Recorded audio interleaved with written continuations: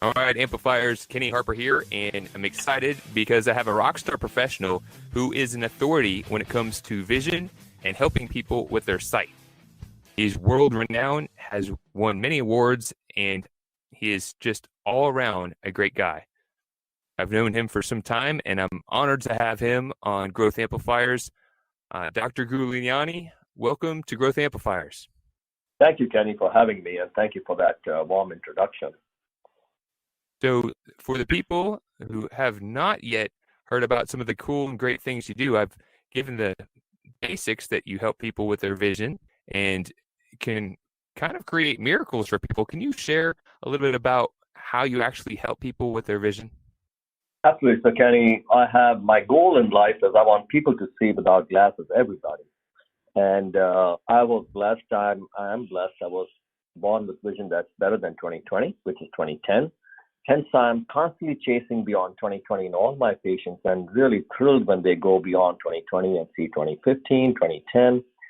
So to me, it's a complete commitment to a passion that I've been privileged to live every day, which is making people see. And my biggest thing, as you know, Kenny, every time we've met, you've discussed is the art and the design of what I do, which is I'm totally against these cookie cutter techniques like everybody's having the same LASIK, the same cataract surgery. That's wrong. You have to design it to each patient. There are over 20 LASIK techniques that I work with. There are over 18 cataract techniques. There are over 35 lens implant options and various things for astigmatism. And even patients who are told they are not a candidate. So once you design surgery for each patient, you really hit the mark, give them their vision, change them their lives, and then stay indebted to them. I mean, they gave you the privilege. Yes, I've known that you are somebody that is professional when it comes to design in more ways than one. That's one of the things I found really impressive about you is you not only have the background to provide your expertise to design custom surgery, but you also have another side of you that differentiates you in the professional world is your sense of design in general. Right, Kenny. Again, a privilege. In fact, I think being a fashion designer and somebody who loves colors and cuts and, again, customization to each person when I design clothes in my fashion line, I believe that actually makes me a more fastidious eye surgeon because I'm an absolute stickler for symmetry, elegance, beauty. So every eye surgery should be without any blood. It should not have any stitches. I want perfect vision and the eye should look sparkling white. So that's my goal with every patient. And I've known that it's not just me touting your expertise and glory. You've been featured on multiple publications in the news, in awards, and there is something that you have as part of your business that goes above and beyond called the Gulani Way. Could you share with people tuning in what that is? So I do believe, Kenny, that all of us are born with a GPS, right? It's education should enhance it, not suppress it. We shouldn't become like everybody and then try to struggle to compete with everybody. We all have a GPS. We should let it unfold. So my entire life is of a GPS, not being mentored, but following my heart as what is the best thing to do for everybody I come across. I call them pearls, meaning you meet people, if they haven't been as privileged as you, can we recognize them? Can we raise them? Can we give them the platform that I was privileged to get? Can we, with every patient, go above and beyond like family? So our GPS is my biggest thing I talk about. I don't even look at my profession as a business. I don't look at my time I spend with patients. I spend hours. But my gratification is them seeing great, coming to me from all over the world. And the business people are confused when they fly to my institute trying to see the strategy. There is no strategy. They're confused trying to find my marketing team. I don't have a marketing team. Patients are flying from all over the world every day. It's a pleasure, a privilege that they're trusting me, and I get to do this for over 20 years now. So I believe all of us have a GPS. We should bravely allow that to guide our future and use ethics, high integrity as a background, and then just drive 200% with talent. That's all. Very simple. No business book required for this. That is awesome. What inspired you to into this type of work in the first place? Is there a story that kind of pushed you in this direction? Like I said, GPS, when you're a medical student and you go through rotations, meaning you go through different facilities like medicine, surgery, OBGYN, orthopedics. And when I went into the eye rotation, I was blown away. I still remember the aroma of the surgical suite. Everything was dark, and then you have a beautiful light of the microscope focused on the patient's eye, and you're operating, sitting down, and the immediate gratification of the patient seeing the next day. In addition, I have an innovative angle to me, so I could invent new techniques and technologies. So it's a very high-tech branch, ophthalmology, eye surgery.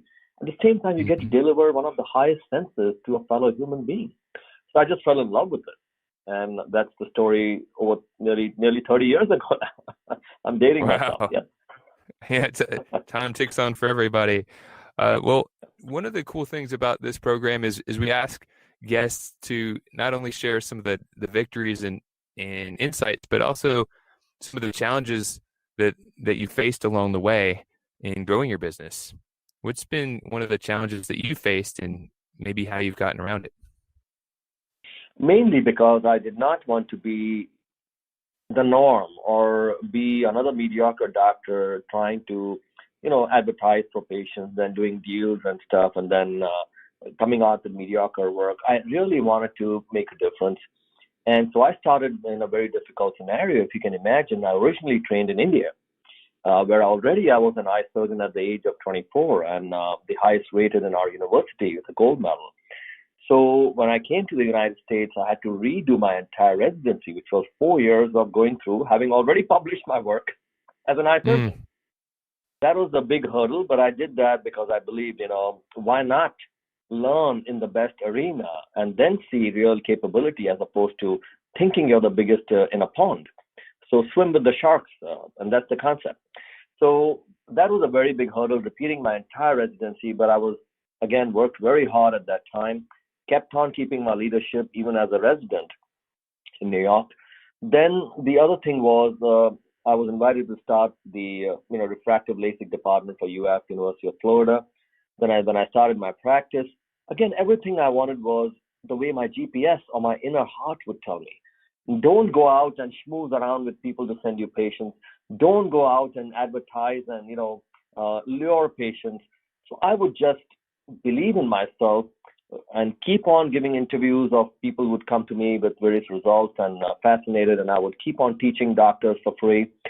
I kept on doing that. I kept on wanting my facility to also look really amazing, not like a doctor's office. I want my staff to be very warm and friendly to every patient like family. And the entire onus is on me, meaning I have to perform on every patient. So all those things, whenever people around me would compare me, I would look and go, wow, I'm really abnormal. Most doctors don't do such things. They don't take such a big challenge.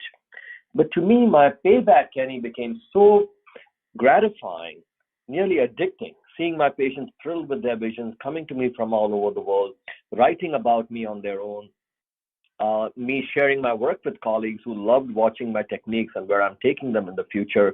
It became so gratifying. I would even use the word addicting to see your patients so happy that became my call for life, literally.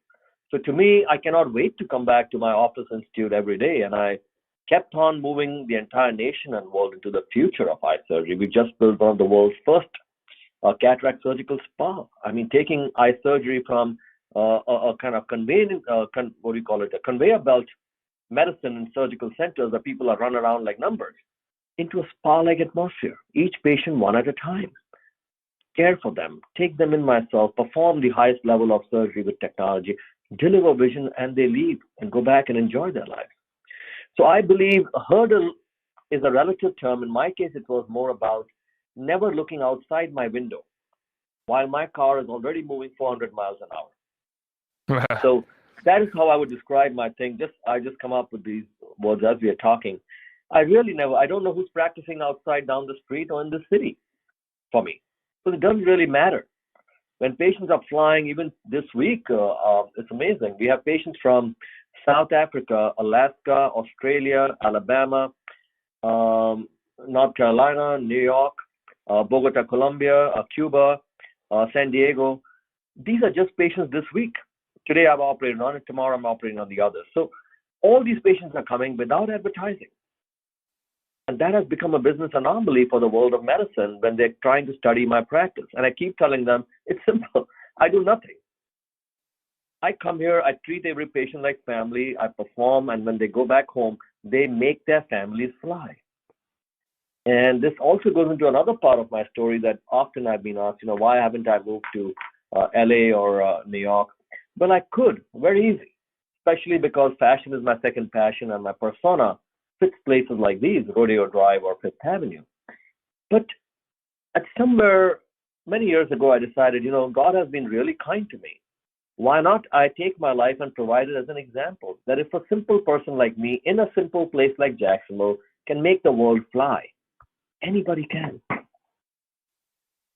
That's it. And that's it. That is the spirit of being a growth amplifier. It is how you show up. It is the energy that you provide and how you really live as the person you are that You're right. inspires others and empowers them to challenge themselves to reach new heights. So I just want to put down my hat and thank you for the inspiration and what you're doing for the community. Kenny, it's like I said, very few of us get the privilege to do these things. And I think more than asking for things for yourself, we should find more opportunities to give. That's the fulcrum of my life. I have not read any business books. I don't listen to any business person.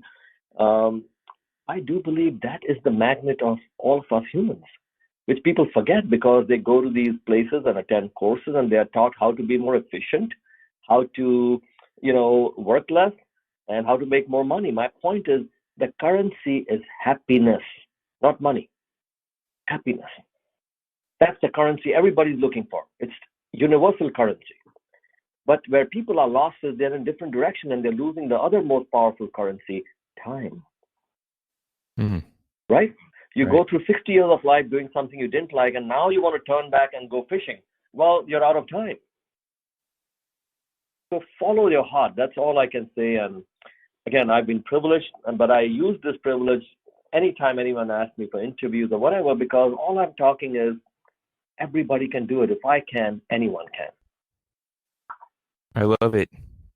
So for those who are tuning in and who are inspired by your story and want to learn more about what you do, where could they go and learn more about you?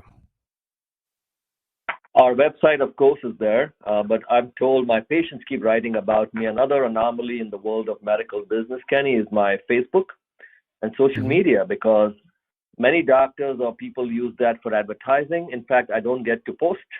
My patients have been posting for years and every day. So it's another anomaly in the world of business. My entire Facebook is my patients from all over the world posting every day. So they can go there, read the stories, get inspired. I hope they all, because like I said, I repeat myself if people have just joined in. If I can, you can. So is there a project or something that you'd like to share with others who may be tuning in? Something new you're working on? Something new always. So that's what I mentioned. All these patients who have flown in this week from all over the world, all the way from South Africa, as I mentioned, through Alaska, Australia. My desire is to take people to beyond 2020. So there are no-cut LASIK techniques that I've improvised and honed over the last 2 decades. It's like, normal LASIK is done with cutting with a blade or laser, but they cut a flap. This is without cutting, without chopping, absolutely painless LaZrPlastique technique to correct very nearsighted, far-sighted astigmatism patients. The new technique also I brought in last week is for people so they can see without reading glasses, which is a paradigm shift. And then cataract surgery with trifocal lenses. So after cataract surgery, you need no glasses, period. So all these things, and previous surgeries, which is also my passion, people who had previous LASIK or radial keratotomy surgery, keratoconus, they can all be corrected back to 2020. So I want every eye surgeon to be inspired by these repeated teachings that I do for them at worldwide podiums, to start moving in this direction, to stop belittling medicine, to stop selling procedures. It's a service we do to patients whose blessings are the propulsion of our endeavors. That is beautiful. Well, thank you for your time and for sharing your insights, the inspiration. You truly are a rock star professional, and I highly appreciate you. Thank you, Kenny, so much again for having me. To show your support, take a moment to amplify this message by sharing it online. To connect with me or gain more business growth insights, visit www.growthamplifiers.com. Thank you for your support.